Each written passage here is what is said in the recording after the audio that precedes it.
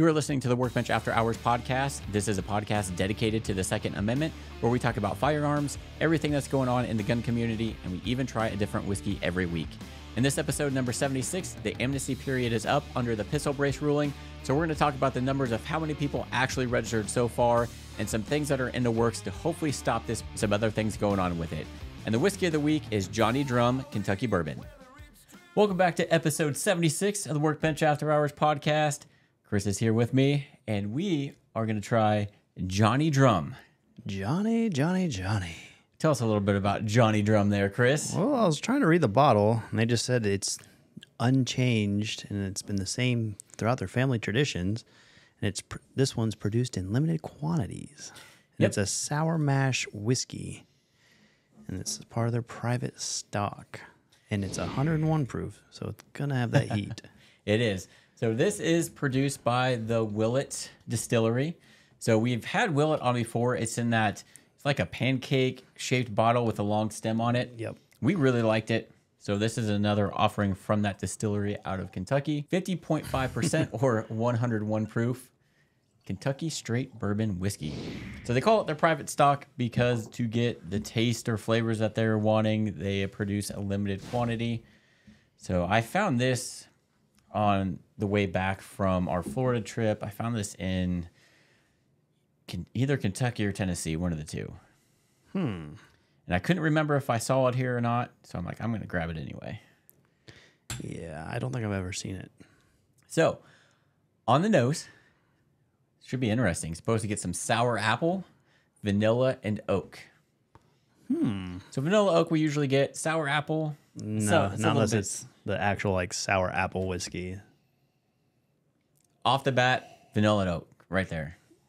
Oh, on the back. Yeah, you get that back, you get the apple. Yeah, that little. It's like a little sweetness. That's kind of cool. Like up front, vanilla oak, and then all of a sudden that Sweet apple kicks in. Yeah. Yeah, that's a pretty dark whiskey. Yeah, it is. It does not say how long they age it or let No, it they mature. just say it's aged and matured. I can't remember how they pronounced it, or was it? It's charcoal filtered. I do know that. It says aged to the peak of maturity. So what is their definition of maturity? I'm going to go ahead and say it's probably longer than 4 years. Yeah, I'm probably.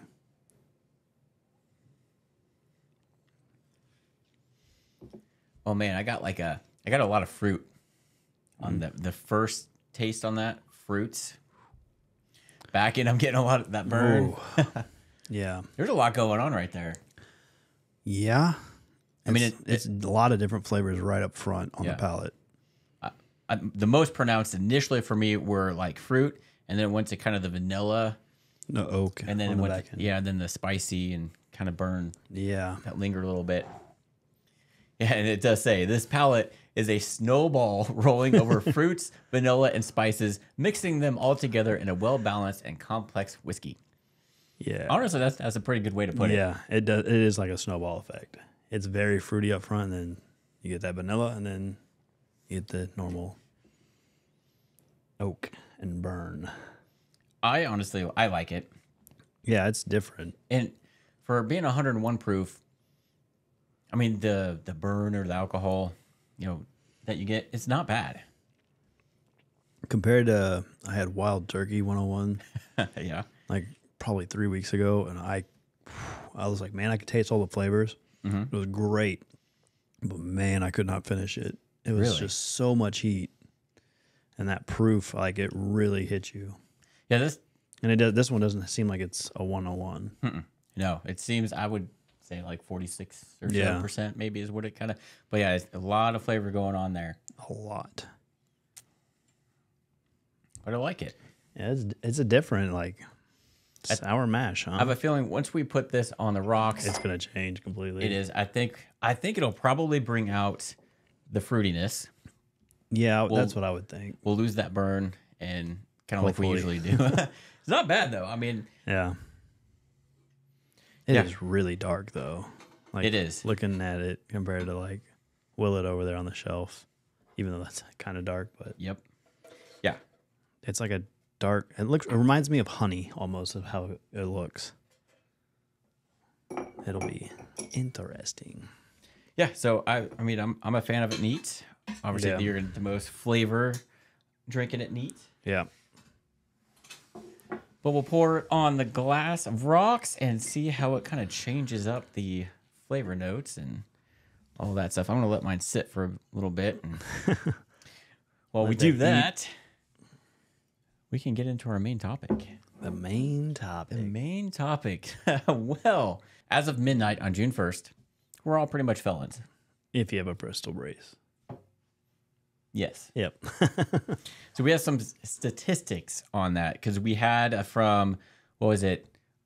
I could actually pull it up here. We had an amnesty period to register without having to pay that $200 tax stamp. Yeah. And to be completely compliant with the ATF.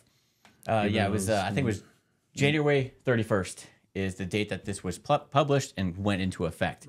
So then you had 120 days, which ended at midnight on May 31st, to register your, what was a pistol, a brace pistol, is now considered a short barrel rifle as of now. Supposedly. But if you took it off, you're fine, according to the ATF director. Yes, and we'll get to that. So right now, that amnesty period's up. You had the option to register it without paying the $200 tax stamp fee, which, you know, sounds like a pretty enticing thing. You know, $200 is still $200. Yeah. I was really debating about building one just to have an SBR at that point. Yes. I was really tempted. So now that amnesty period has ended, we're kind of in a gray area because there's been injunctions on the Fifth Circuit that have been introduced. And I think the first hearing is going to be towards the end of this month of June. And we'll kind of see how that goes. But until then, it's like, okay, so if you haven't registered and you get caught by the ATF, are you going to face the fines that they said? Or are they just going to give you a warning and say, hey, go register this?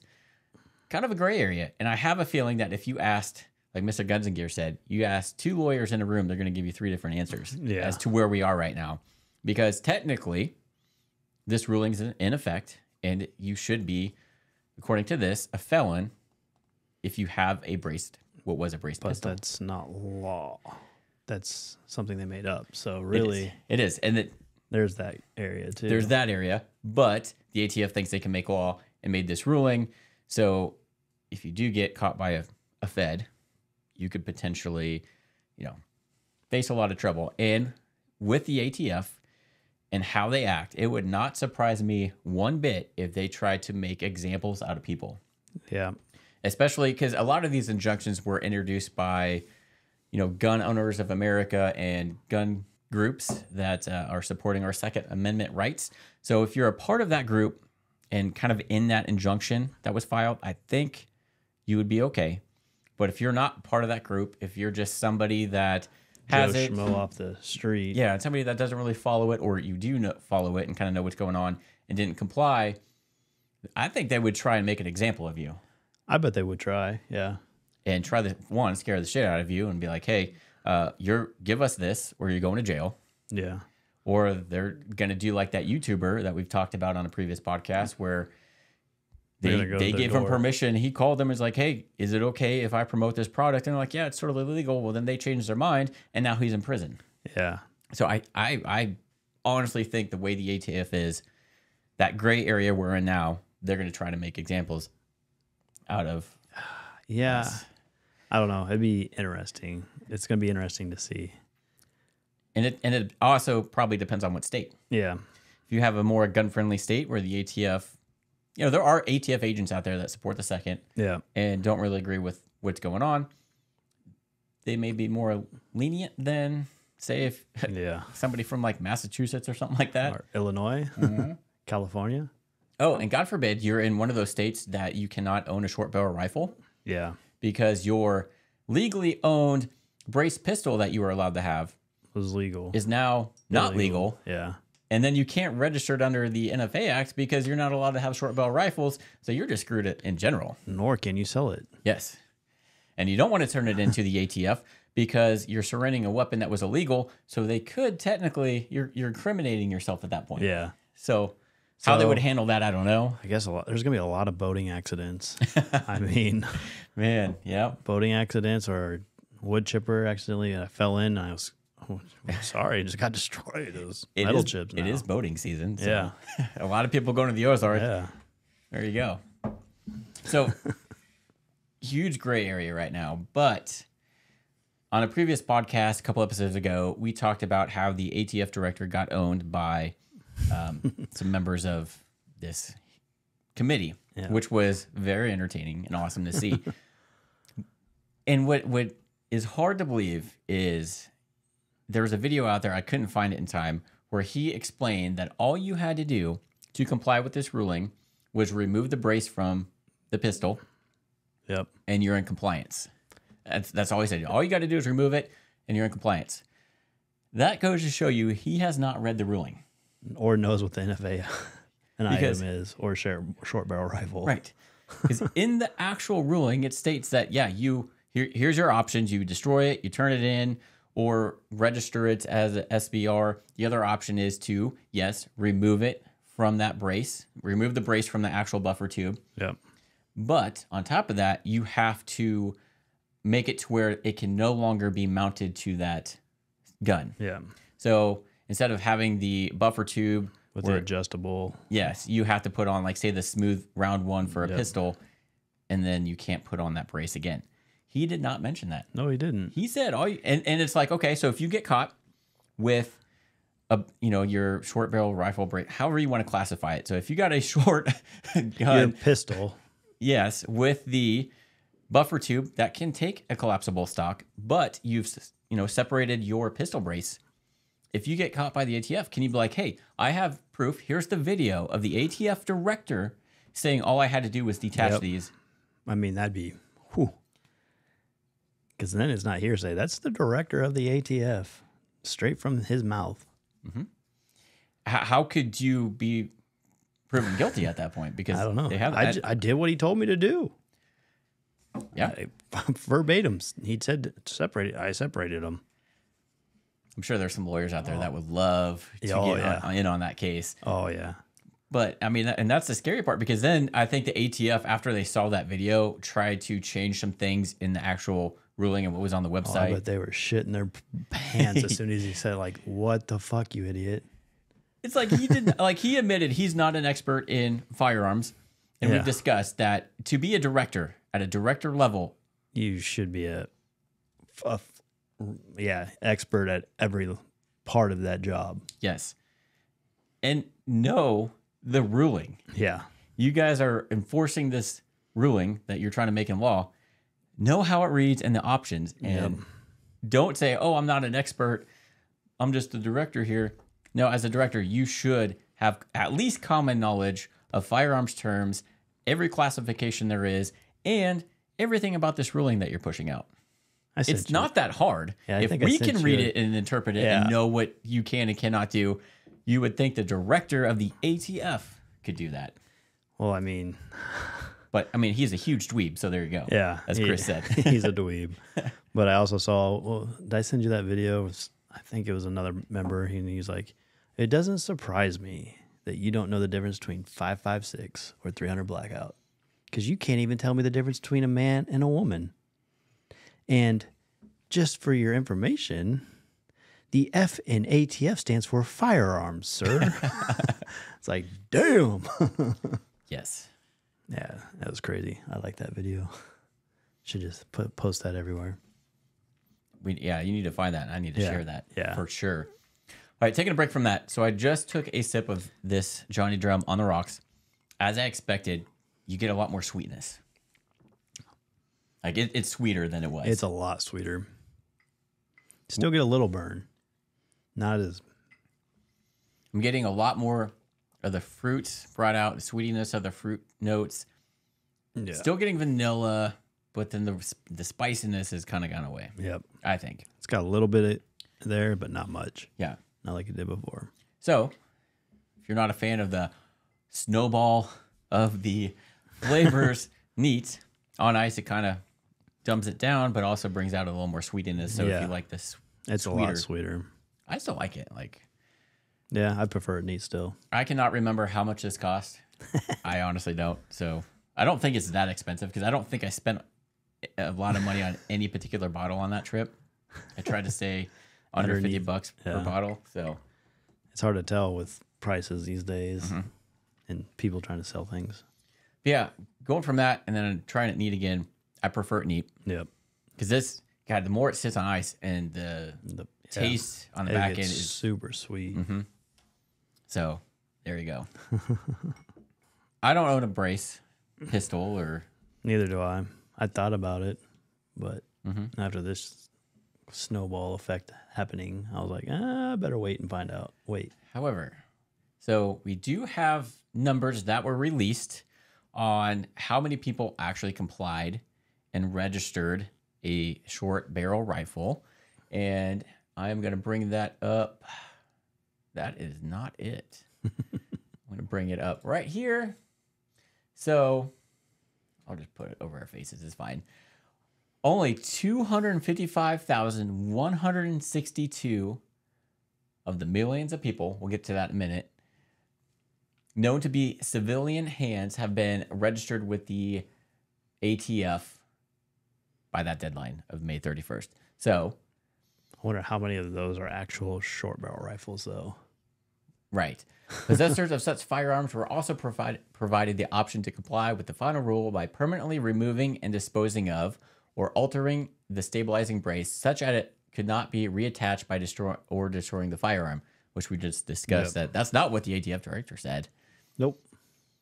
So as far as the number of these that are out there, they came up with anywhere from 8 million to 40 million. Huge discrepancy. So there's either a compliance of 0.6% or 8%, depending on if you go with 8 or 40. I'm thinking it's closer to the 40. Yeah, I would say so too. So kudos to those of you who did not comply and register. However, I think that a fair number of the 225,000 that did register were probably people that were already had an SBR and wanted to set up an SBR, and they just didn't want to pay the tax stamp. That's what I was thinking. That's what I would have done. Right? We have even thought about doing that too. I'm like, well, hell, I'm not gonna have a brace, but I could throw a stock on there and just have an SBR for free basically. But I didn't because I don't want the government to know what I have. Yep. But I think that's what a large number of that 225,000 probably did. Yeah, that's what I was thinking. So I think a very small figure is actually people with the braces. Yeah, I bet it's probably less than 2%. Because it's like, okay, so you have to register it as an SBR. Why use that stupid brace at that point? Yeah. Just get a regular stock. And make a kick-ass SBR. Yeah, because that brace, I mean, if I have an SBR, I'm not using that brace. Yeah. I'm taking that brace off, throwing it away, and just getting a regular stock. Yep. And it's going to be way better. So kudos to all of you who did not comply and continue not to comply, even though we're in that gray area. Just, I guess, we're not lawyers. We're not saying what to do. Don't get yourself in trouble. Just kind of keep those items under this ruling that you may or may not have just kind of on the DL. Yep. Sure, separate them if you want to, but I wouldn't go to the range or post stuff on Facebook or social media saying that you have these or pictures of it. Just keep it DL until eventually this has got to go away. I mean, if the bump stocks went away, but it took a long time. It did take a long time, but I guarantee this is going to be the same field. Yes, and I mean, 2024 is coming up. Biden gets out of office and we get a Republican, whether whoever that be, things could change. Yeah, it just takes time. So just wait it out. We've only got like a year and a half, 2 years. It's a long year and a half, 2 years. It is. I saw something like DeSantis should be president and then Trump should be vice president so that he has control of the Senate. And that would be his job, just destroy people. Do you think Trump would actually No, I don't. go for that? No. I think he'd want to go the other way. Yeah. I don't, but Trump and DeSantis, they don't really get along. they're not seeing eye to eye. Yeah. So there's that issue. Yeah. However, Biden and Harris also did not see eye to eye. Yeah. And she was kind of bad-mouthing him during the initial debate before she got eliminated. Yeah. They're not even like campaigning for him right now. Nobody wants him as the president. Again, he's too old. He falls over sandbags. And like, did you see that? Yeah. First of all, I did see those there. It's like, why would those be there? This guy is injury prone. Those like earpieces that we've seen those videos. They had ones like, all right, Biden, you're doing great. You're walking behind the stage. All right, good. All right, you're coming to stairs. All right. I know stairs can scare you at times. Oh, you got it. Okay, good. Now go to the podium, salute the colonel. No, not that colonel. No, go back to the podium. Oh, fuck, you fucked it all up. It's like, oh my God. I love those things. Yeah.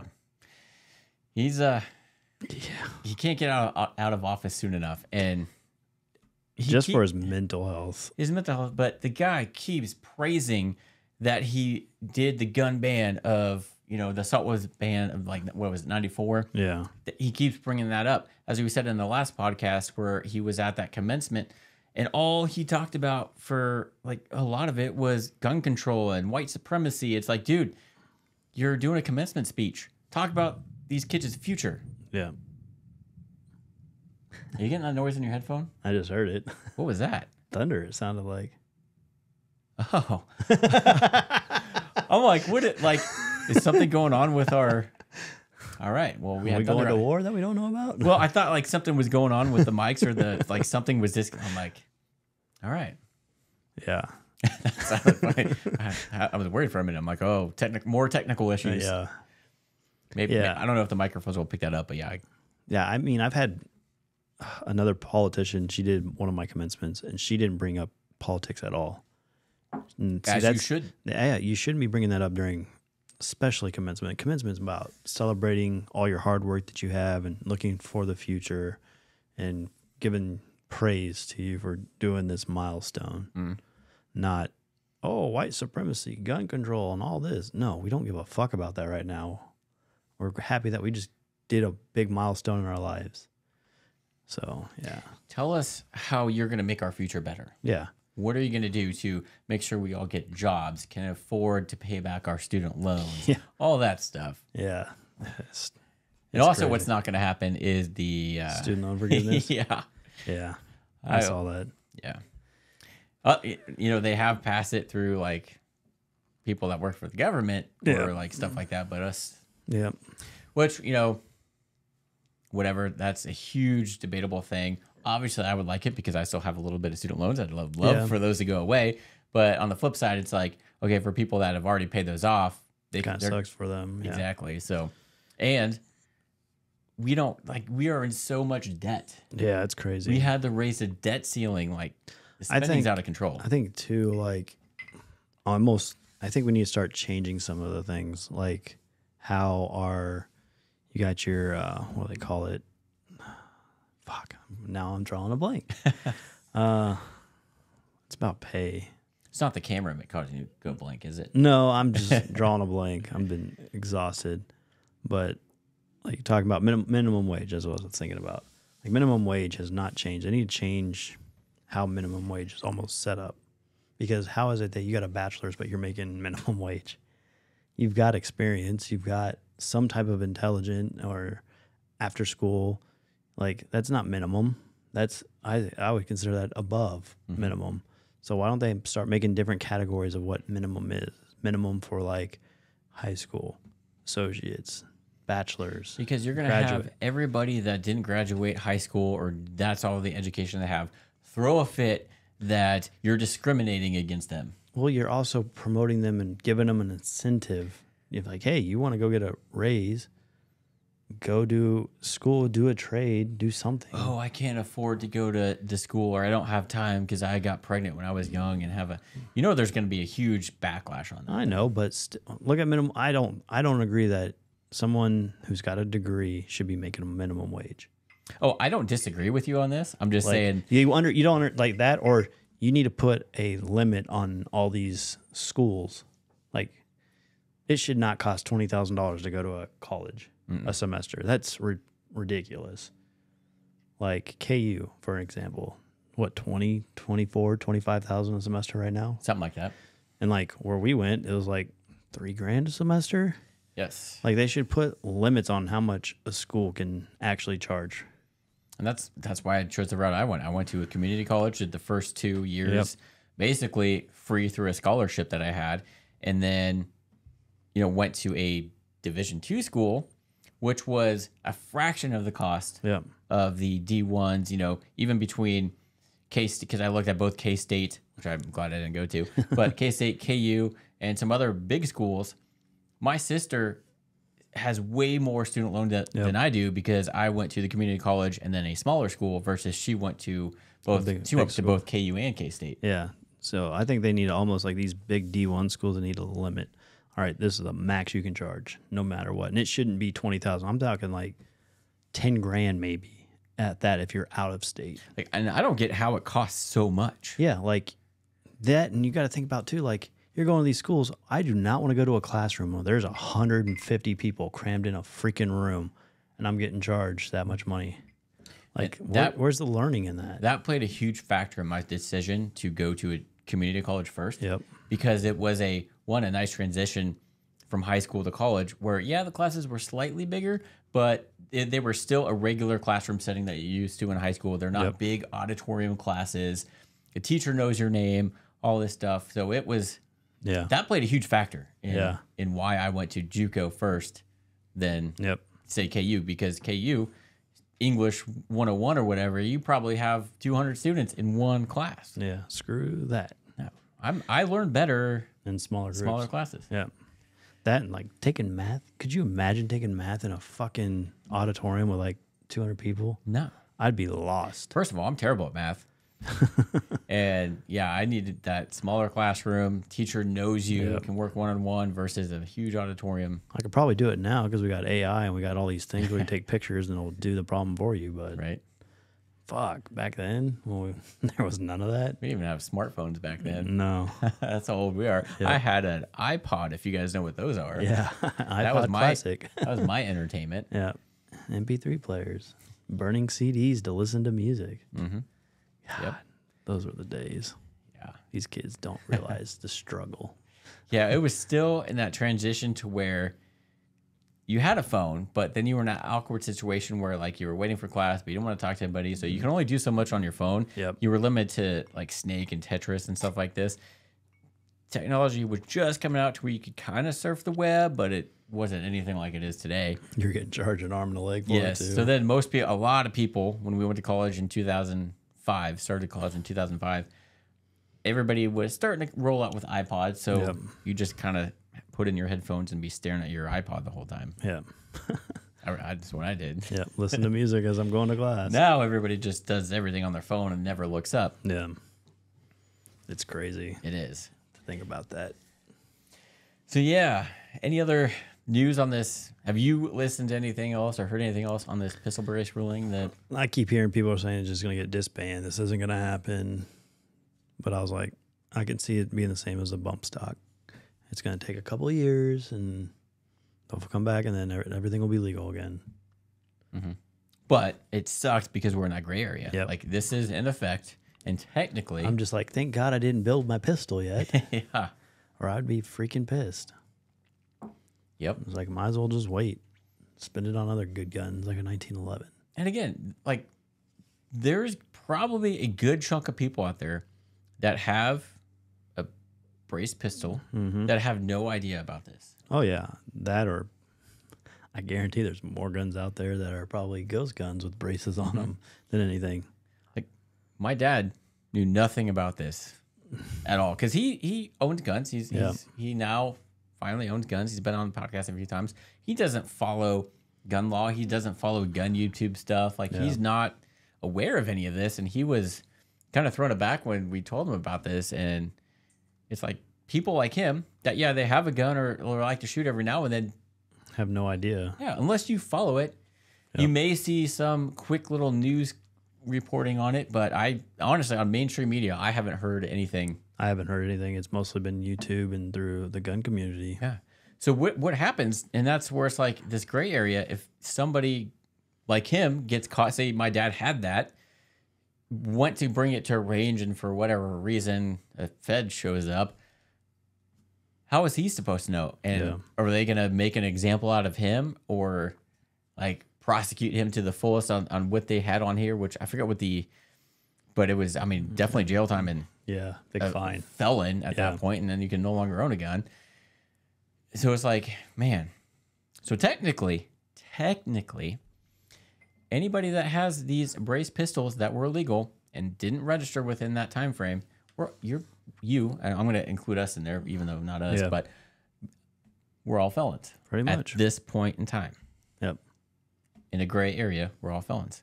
Because the first hearing isn't going to be until later this month. You know, that may not go anywhere, and there's going to be more and more hearings.